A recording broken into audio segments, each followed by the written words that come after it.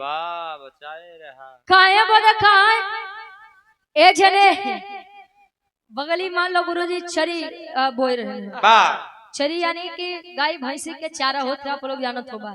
तो चरी बोल रहे थे यादव जी जब अपन छोड़े भैंस जब छोड़े न अपन जानवर छोड़े गाय भैंस तो यादव जी वाली जानवर जब निकलत है भैया अगर वो चरी बोई बा तो पतिये भर खाई उपाती भर खाई बाकी जो ओकर डंडा होता है डंडा ओके छोड़ दे। लेकिन जब पाल बिरादरी वाले अपन फौज लेके निकली और अशोक भैया इस ग्राम से और कुछ हमारे दादी जी आपके द्वारा 51 रुपया बहुत बहुत धन्यवाद आशीर्वाद के चाह रही। पाल बिरादरी वाले जब लेके अपन जाए हैं फौज तो ओनकर वाली का भेड़ी बकरी जो होते गुरुजी और लोग डंठो भर खाए ले जाए हैं छोड़ी है खाली एक बीता भर यानी उजड़ तक अजड़ तक जब छोड़ी है तो जब पासी बिरादरी वाले अपन लेके जाए हैं जब वो लेके जाए था उनकर मशीने में गुरुजी आगे 12 नंबर में हाँ तो उजाला जेसीबी के काम करत है और वो पहुंचे तो चले जड़िए भर ओके जड़िए भर ऐसे नीचे से उठाइए जो कर बेचारे करे कहीं जा सारे सही कहा भाई हिर गड़ेरिया पासी तीनों सत्यानाशी।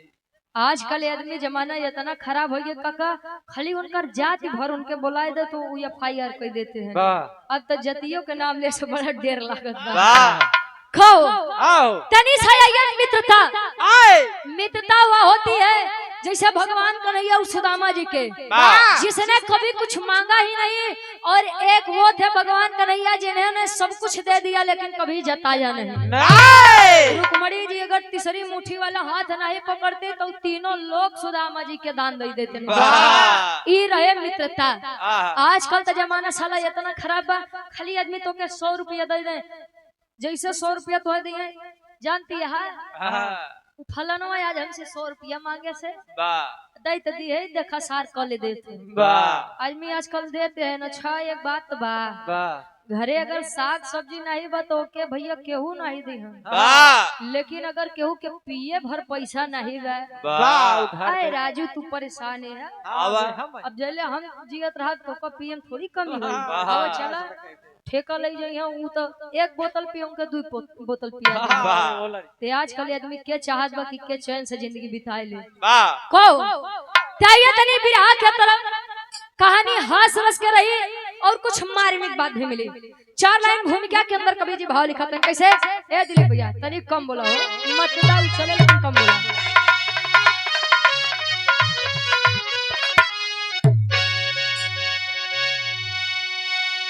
अरे मूर्खता की बेहद होती है दोस्तों अरे दोस्त थे 4 उनकी कहानी सुनो। अरे पंडित जी कहते कथा था उसे हैया दो मिलाओ दूधवा में पानी। पाल मौलवी पंडित यादव के संग अरे कहे अब चल मेला लागल बाबा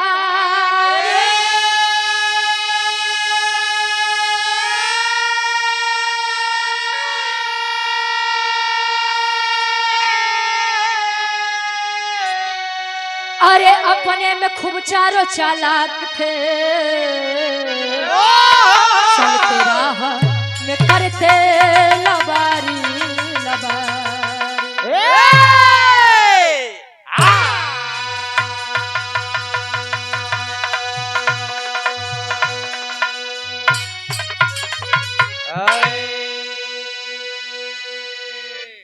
कहे मूर्खता की भी हद होती है दोस्तों दोस्त थे 4 उनकी कहानी सुनो। पंडित जी कहते कथा ताव से यादों मिलावे है दूधवा में पानी। आजकल समाज में 2 प्रकार के पागल चलते हैं।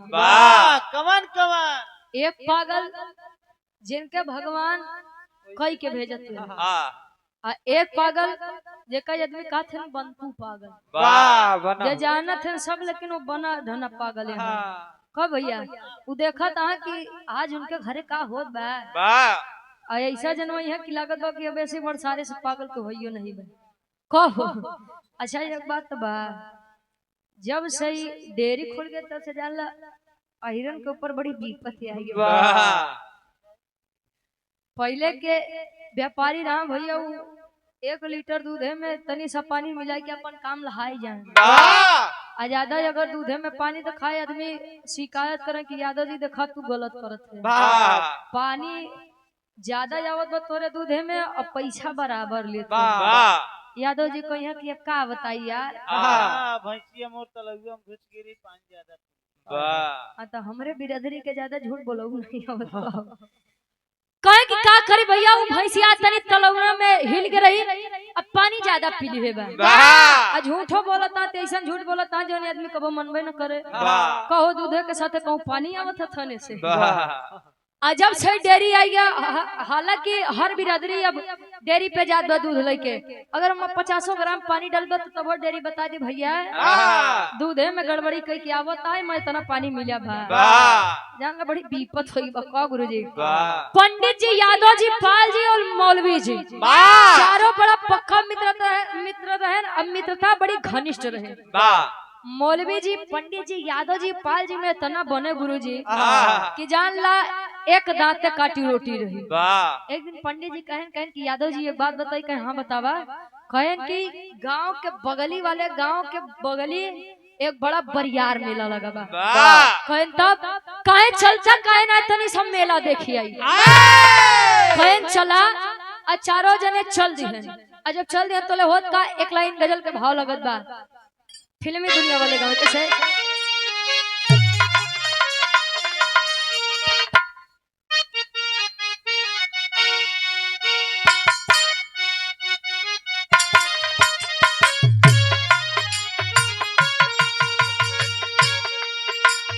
मेरे जिंदगी के मालिक मेरे दिल पे हाथ रख दे मेरे दिल पे हाथ रख दे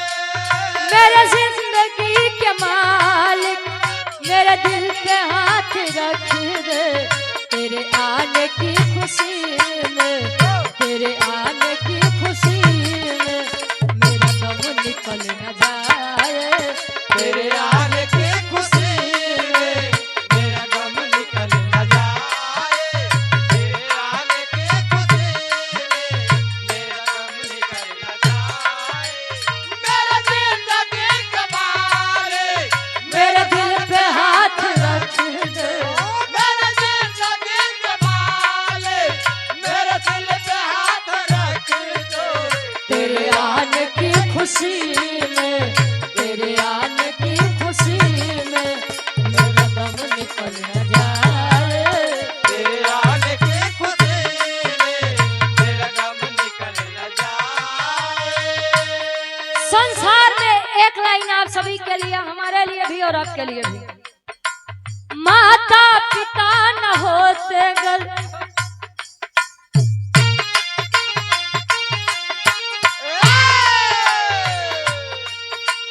माता पिता न होते गल हम भी जन्म न पाते माता पिता न होते गल हम भी जन्म न पाते माता पिता न होते गल हम भी जन्म न पाते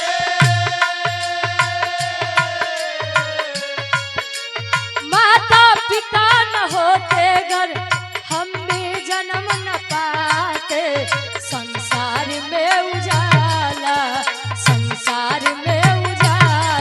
अरे होता नहीं कहीं पर संसार में उजाला होता नहीं कहीं पर संसार में उजाला होता नहीं कहीं माता पिता न होते घर हमें जन्म न पाते माता पिता न होते घर हमें जन्म न पाते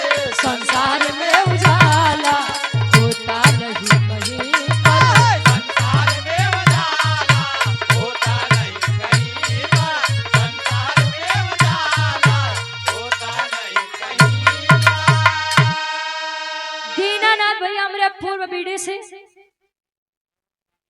भैरवान सांगेपुर प्रतापगढ़ से, ये हमारे गार्जियन जी के द्वारा 100 रुपया बहुत बहुत धन्यवाद।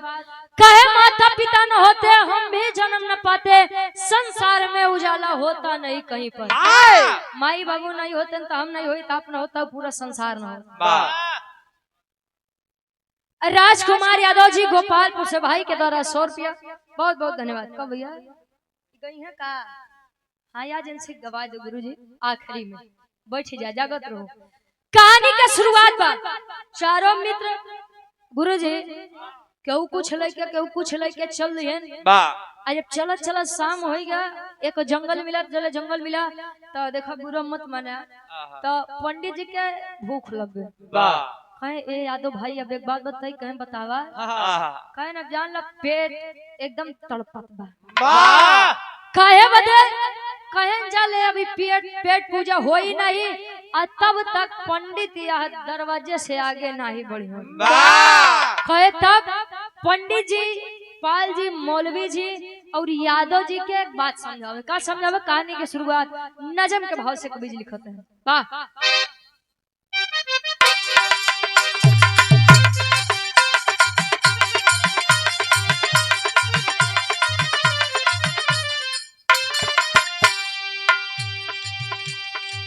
चला कि पंडित जी तब तीनों से दिखाने लगे, चला कि पंडित जी तब तीनों से दिखाने लगे, बड़े जाति का होकर भोजन खुद बनाने लगे।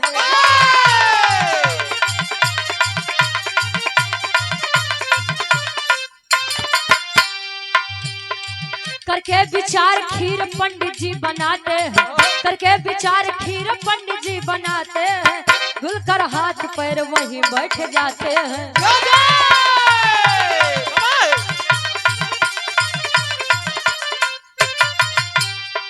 बन जाओ नार कैसे पंडित जी हैं शोध किए, बन जाओ नार कैसे पंडित जी हैं शोध किए, बन जाओ नार कैसे पंडित जी हैं शोध किए, बन जाओ नार कैसे पंडित जी हैं शोध किए, गजब के खुशबू के मन ही मन में लोभ।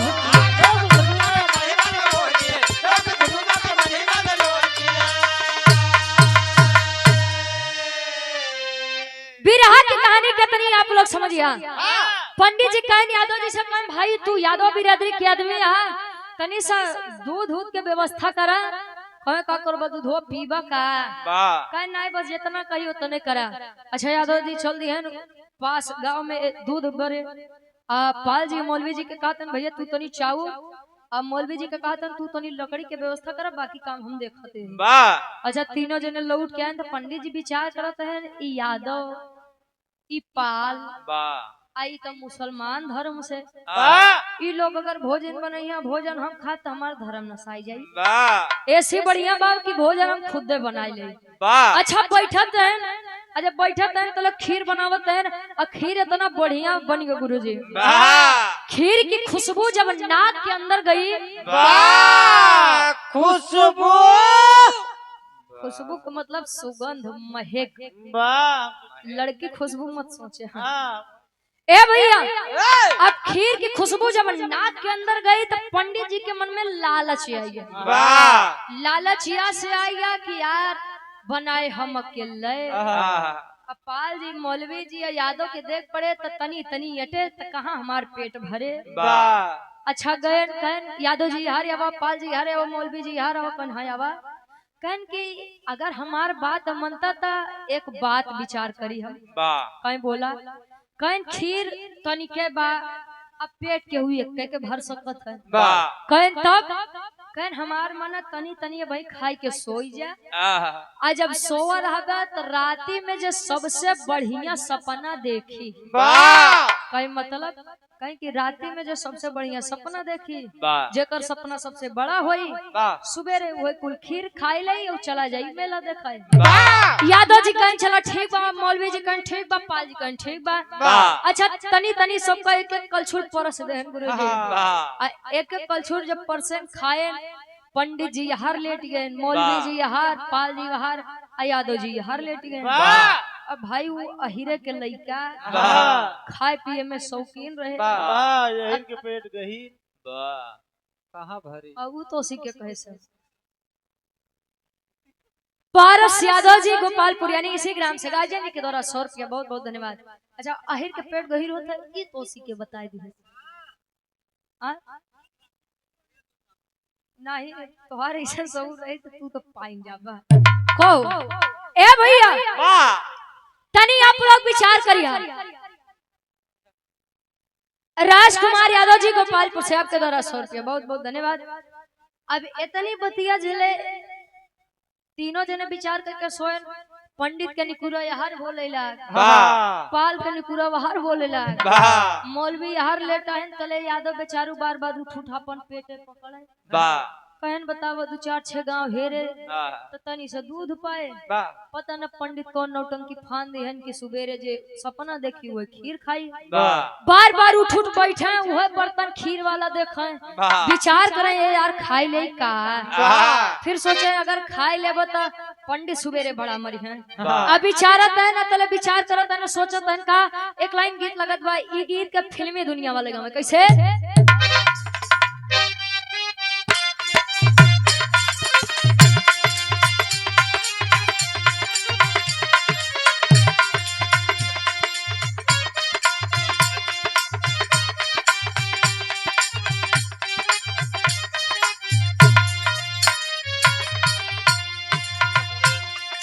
हो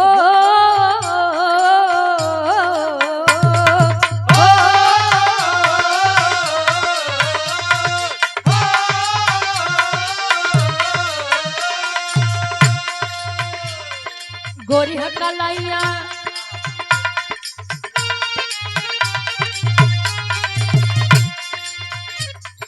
गोरी हकलाइया तुला दे मुझे हरी हरी चूड़ियां, गोरी हकलाइया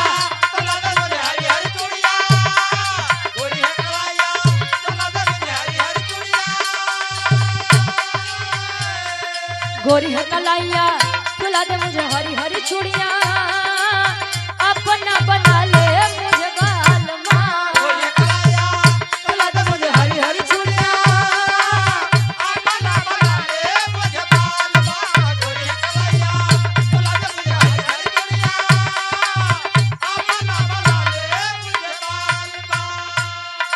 काले वो यादव के लइका विचार करत कैसे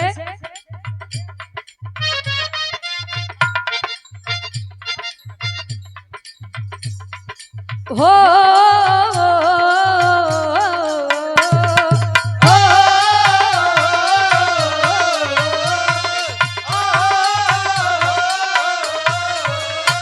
कहे नींद यादव को न आए बाकी तीनों सोई जाए, नींद यादव को न आए बाकी तीनों सोई जाए, नींद यादव को न आए बाकी तीनों सोई जाए, नींद यादव को न आए बाकी तीनों सोई जाए। खिरिया खाई गई ले आधी रात में, नींद यादव को न आए बाकी तीनों सोई जाए, खिरिया खाई गई ले आधी रात को, नींद यादव को न आए बाकी तीनों सोई जाए, खिरिया खाई गई ले आधी रात को। अच्छा यादव जी बार बार उठ के हुए खीरी वाला बर्तन देखते हैं। अब जब ना ही बर्दाश्त बा उठे धीरे धीरे धीरे धीरे पहुंचते हैं जहाँ खीर के बर्तन रखा रहे और ढक्कन हटाए कुल खीर अड़ोर के और कुल खीर गए खाए। अब फिर से वैसे ढक्कन ढाक के निकल दे फिर आए जब पेट भरा कहें बस अब तो बढ़िया नींद आई। आज जब लेटे बढ़िया हवा चलत रही से मंद मंद धीरे धीरे आ जंगल के हवा पुलता मानी यादव जी सोई गए। सुबेर भव पंडित जी बड़ा खुशी हुए बर्तन दिखाते है रे मोरे माई आज तो कुल खीर माई खा बड़ा तेज भूख लाग बा। गए पाल जी लगे कहे ना रे राजू उठो बा ए पाल जी। अच्छा पाल जी जब उठन कहन का आया यार सुबेरे सुबेरे बोलावे लगे कहीं की बतावा रतिया वाली बात याद बा कि नहीं। अब पाल को सपना देखे हो तब पाल कन हाँ याद बा कहन का सपना देखा कहन महाराज हम सोवत रहे कहन तब कहन सोते सोवत हम 5वें आसमान में पहुंच गए। 5वें आसमान वाह कहे हाँ हो हम सोवत रहे सोवत सोवत पचवे आसमान पे पहुंच गए। हुआ के धरती लोग के नजारा बड़ा बढ़िया लागत रहा। वाह पंडित जी कहने रहे यार ये तो दिमाग लगावत बा। वाह गैन मौलवी जी लगे कहन मौलवी जी तू उठा तू बतावा। नहीं तो हमार भगवान हमारी अल्लाह तोरे भगवान से कम है का। वाह इस साल पांचवे आसमान पे रह गए हम तो सोवत सोवत सतवे आसमान पे पहुंच गए। वाह आदमी जब बड़ा खुश होता तो कहीं ऐसा लागत बा कि आज हम सतवे आसमान पे उड़ते वाह कहे हम सोवत सोवत सतवे आसमान पे पहुंच गए। वाह कहे हुआ से अप्सराएं देखने में इतनी खूबसूरत लग रही थी। वाह सुंदर सुंदर काली काली काली काली जिनकर मन इनकी की नहीं हो तो जान लगी करियो मन ही उनका बड़ा नगद लगी। कहे न तनी खूबसूरत रहे का मत पूछा। ई पचवे आसमान पे हम सतवे आसमान पे गए। पंडित जी कहने रे साला ई तो बड़ा तगड़ा दिमाग लगा रहे हैं। रहा हम पंडित यही वाह रुक बेटा हम बतावा। हाँ हमसे बड़ बुद्धि थोड़ी लगऊ गया। कहन कि महाराज पूरे वंशा से श्रद्धा सरोजी हमारी बहन है। आपके द्वारा इस भाव का सम्मान 51 रुपया बहुत बहुत धन्यवाद। आशीर्वाद के चारे कि हम अपनी कला में कामयाब रहे।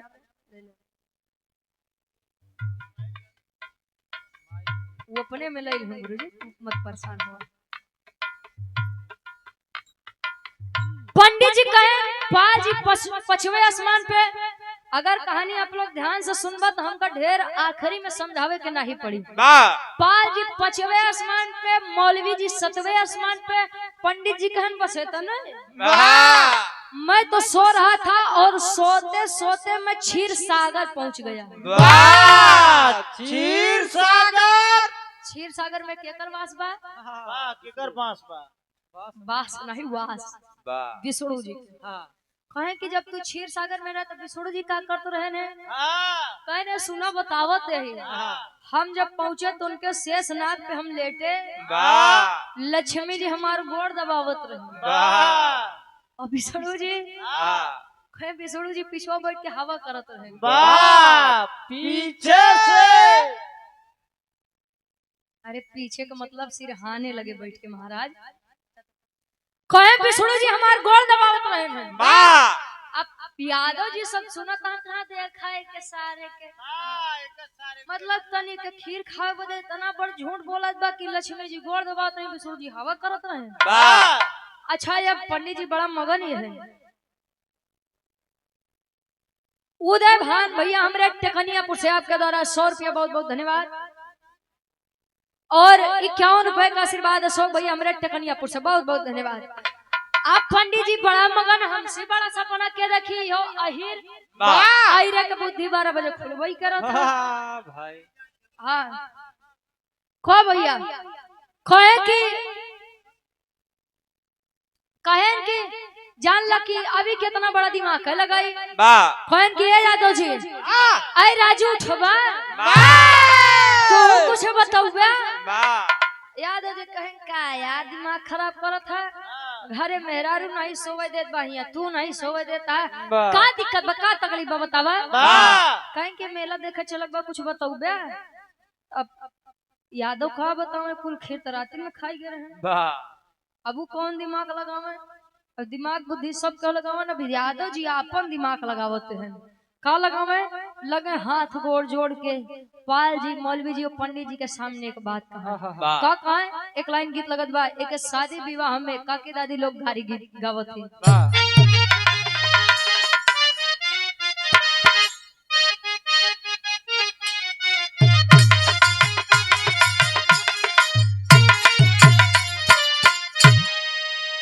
अरे खती आई गयो शहर बनारस से खती आई गयो शहर बनारस से। कहे खती आई गयो शहर बनारस से तनी सयौरी आगे आवा जौनपुर वाले गाँव थे। अरे सुई डोली गई कलाई बिछे घड़िया मेरे सुई डोली गई कलाई बिछे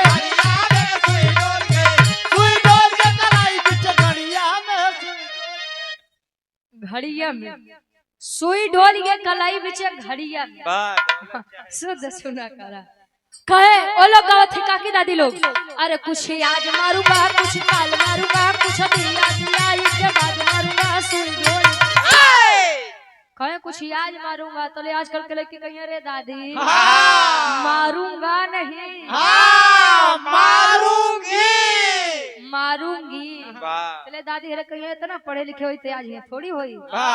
फिर से लहावत थी, अरे कुछ आज मारूंगा कुछ काल मारूंगा कुछ दिया दिया इसके बाद मारूंगा सुन ढोल।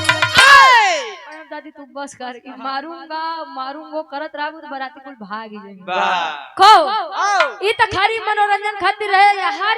यादव जी अब दिमाग लगावत है, अरे भेटाईगा सुने जाया, अरे भेटाईगा मोछंदर लई के मोटकी लाठी हो भेटाईगा भेटाईगा मोछंदर लई के मोटकी लाठी हो भेटाईगा अरे भेटाईगा मोछंदर लई के मोटकी लाठी हो भेटाईगा रतिया में हमके उदेश डरावा काहे की खिरिया न लेटा हो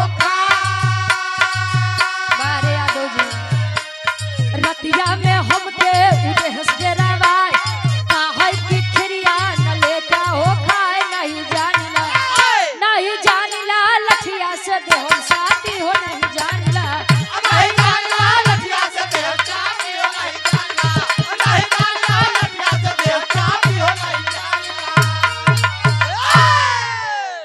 महाराज। हाँ बोला कहे राती में जब हम सोत रहे तो हमरे सपना में एक पहलवान भेटा गया। यादव जी दिमाग लगाते हैं, कहे न पहलवान भेटा गया कहे तब कहे न रे देखे में तना नेवर ऐसे गोर करा कहे जान लग करिया करिया रहे एकदम मोट के मोटकी लाठी ले भेटाई गया कहे तब कहे न कहे का छाले अये हमार आज का दिन व्रत बा तू लोग ये जंगल में खीर बना के महकवावत है मेरा करवा चौथ व्रत तोड़ रहे हो। अच्छा लड़का बेचारा पत्नी वर्ता रहे मेरे डब्लू गुरुजी की ना है। रंजीत भाई हमारे आलमपुर यूट्यूबर है। अच्छा भाई के द्वारा 100 रुपया बहुत बहुत धन्यवाद आशीर्वाद के चारे के मुझे अपनी कला में कामयाब रहे। रंजीत भाई हमारे आलमपुर यूट्यूबर साहब बहुत बहुत धन्यवाद भैया। ए भैया जरा विचार करी हम कहे कि पहलवान जब मिले तो लाठी लगा दे हमारे मुहे लगे काहे बदे कहन हमका कहन कि जितना जल्दी हो सके चल उठ और खीर खा। अरे बाप रे बाप जले खीर के नाम सुनन तले पंडित जी मुंह बायल नीचे बैठ गए अबे कहूं खाए त ना ही लिहे त कहन कि सुना बताओ त का बतावे टेरी के भाव लगत बा।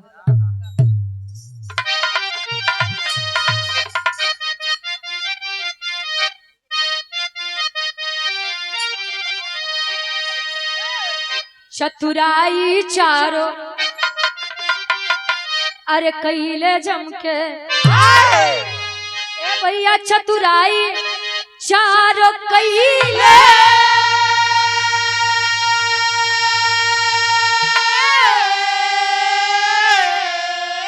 अरे चतुराई चारो कैले जमके अरे चली ना अहिर के सामने पंडित के पंडिताई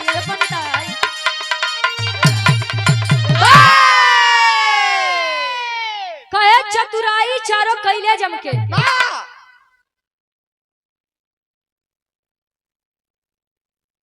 हमारे बड़े भाई अजीत भाई टेकनिया से आपके द्वारा 100 रुपया बहुत बहुत धन्यवाद।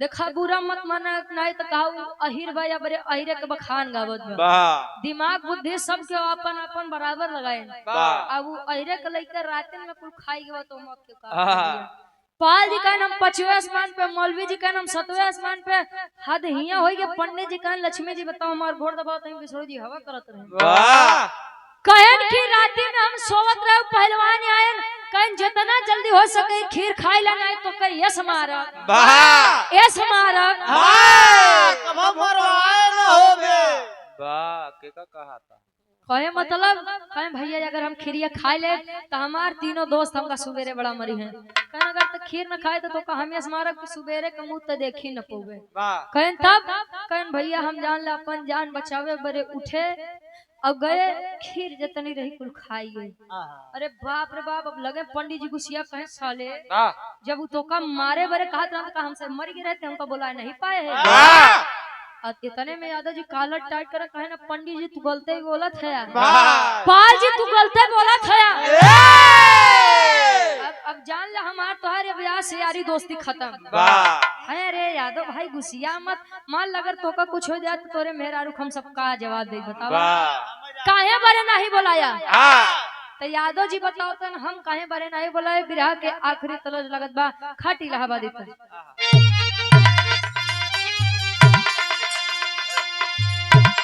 आए हाय अरे राम झकोरा मार झुलनी, अरे राम झकोरा मार झुलनी कहाँ साड़ी लहराए हो झकोरा मार झुलनी।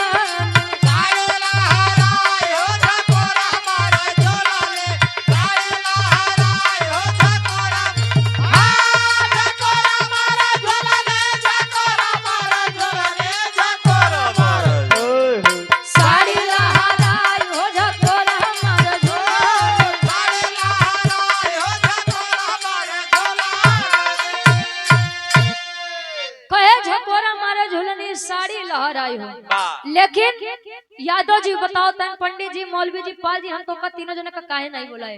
अरे बोलाई कैसे पंडित जी, अरे बोलाई कैसे पंडित जी तू रहा क्षीर सागर बोलाई कैसे पंडित जी।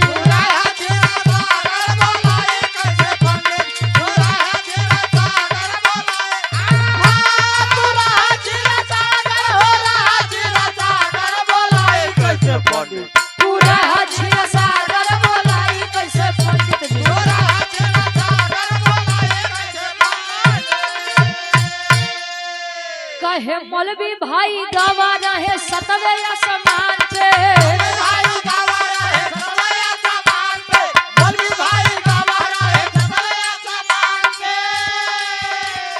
पाल न आए पानी फिर गया रमान पे।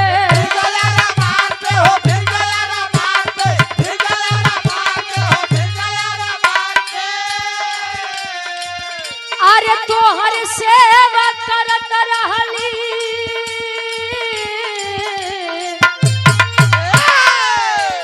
तोहर सेवा करत रहली लक्ष्मी नटनागर बोलाई कैसे पंडित जी। पूरा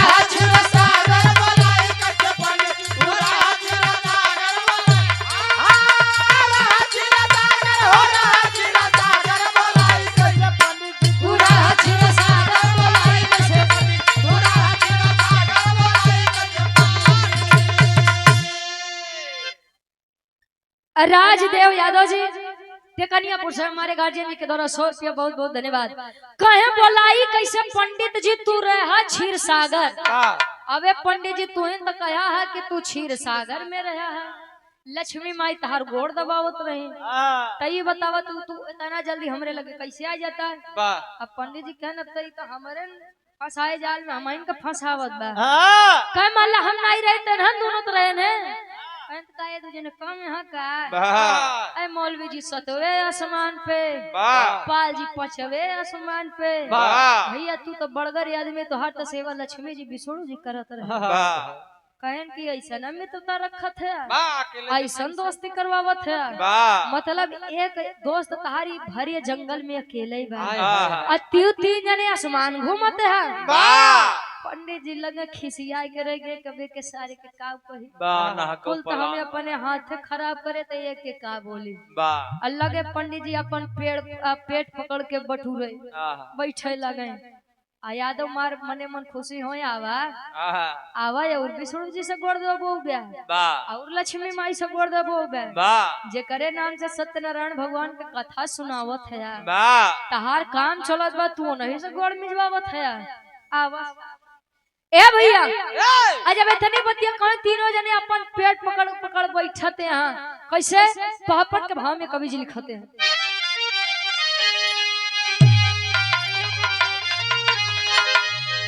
कारीगर दिलीप कुमार भैया हमरे लेकिन परचुआ 100 रुपया भैया बहुत बहुत धन्यवाद। पहापट के भाव में कवि जी लिखते हैं कैसे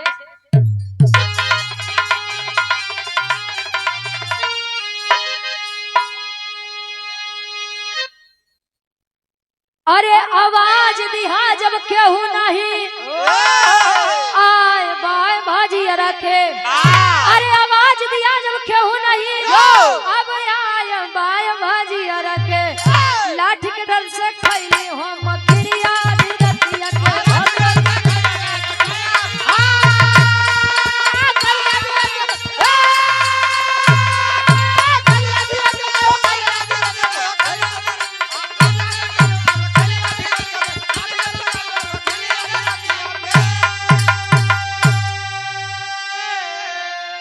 कहे आवाज दिया जब केहू नहीं आए बाय भजियरा से तो लाठी के डर से खिरिया गईली खाए आधी रतिया के। अरे तीनों दोस्त मन में अपने सोच लागे बात हो, तब तक पंडित बोले अहिरा बात बड़ा चालाक हो, अरे भूख के मारे पेटवा तड़पत जाया बाय भाजियरा के, लाठी के डर से खिरिया गईली खाए बाय भाजिया रखे। श्यामलाल भैयापुर से हमारे गार्जियन जी 101 रुपया, बहुत बहुत धन्यवाद। आशीर्वाद के चारे कि हम बच्चे अपनी कला में कामयाब रहे। तीनों दोस्त मन में विचार करे लगे कि अरे यार हम तू सोवत रह गए, ये सोचे बरे कि सपना देखा तब खीर खाब। पंडित जी तले बोले न रे भाई आज तक हमको फेरम पड़ा रहे कि अनंत का बुद्धि 12 बजे खुलता है, इतना जान लग आधी रात में अपन काम कई के बा, अब पता नहीं रात 12 बजे अनंत का बुद्धि खुलत के दिन के 12 बजे खुलत कहो आए तने में यादव जी मार प्रसन्न कहो पंडित जी यादव जी ए पाल जी अरे राजू चलता मेला देखी नहीं आई, मेला बड़ा बरियार लाग बा तू खाए हा तू तो बोल भाई कर बे। अब हमारे सही पूछा पेट तो तड़पत बा, पेट भूख के मारे जरा जात बा, एमा मेला निक लागी कि पेट पूजा निक लागी। तीनों जने विचार करत है अपन अपन पेट पकड़ के। वैसे गुरुजी पाल जी लगन गरियावे पंडित जी का, मौलवी अलग गरियावे पंडित जी का, कहे भाई गरियाबा जान ला भी हर लागत बगरिया होते आता। अब हम तो बुद्धि लगौबे भाई अभी पहले बाजी मारी हो तो हम का करी, गलत करे जब हम तोहार बात मान ले रात में कुल खाई जाए के रहन है। को यह कहानी हमें एक सीख देती है कि सच में लालच बुरी भला होती है, और साथे साथे एक सीख यह भी है, बड़ी मार्मिक बात है, जरा बिरहा को सुनने वाले बाबू समझेंगे। समझाओ तेना आखिरी भाव खड़ी के भाव लगत बा।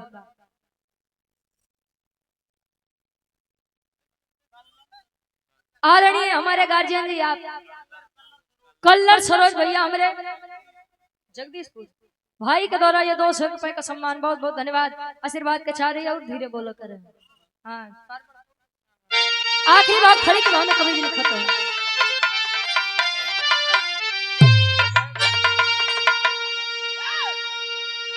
अरे अनुमान से बड़ा भाई अनुभव कहे दुनिया सगरी, पकड़ पेटवा के धैले तीनों घर के डगरी,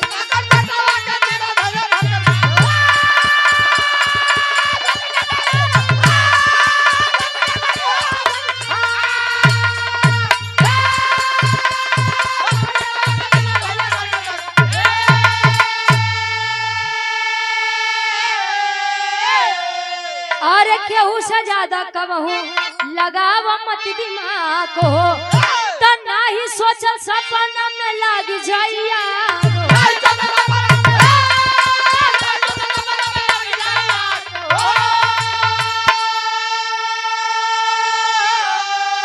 अरे घूम के लौटे चारो अपने अपने नगरी, पकड़ पेटवा के धइले तीनों घर के,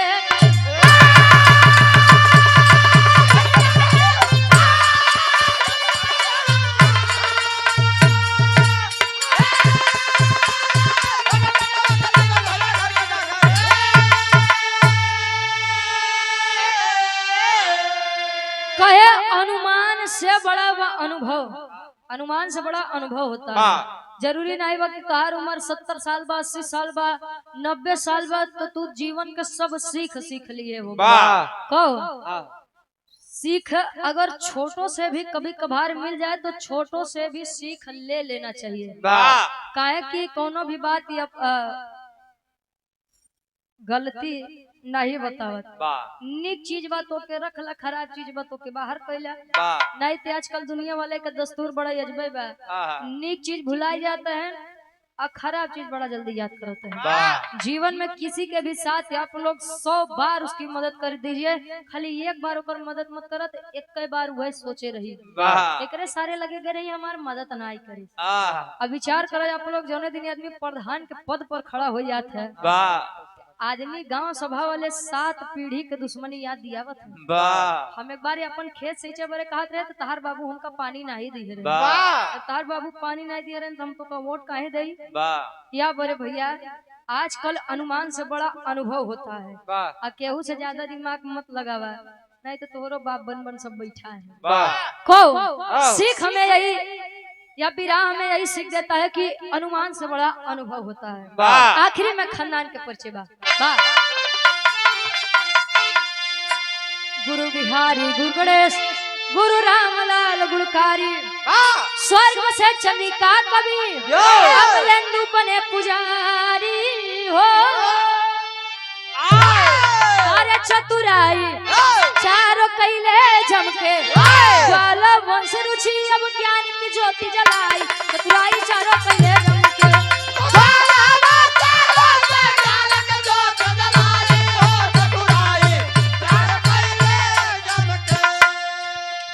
नहीं चाहिए दिल दुखाना किसी का, नहीं चाहिए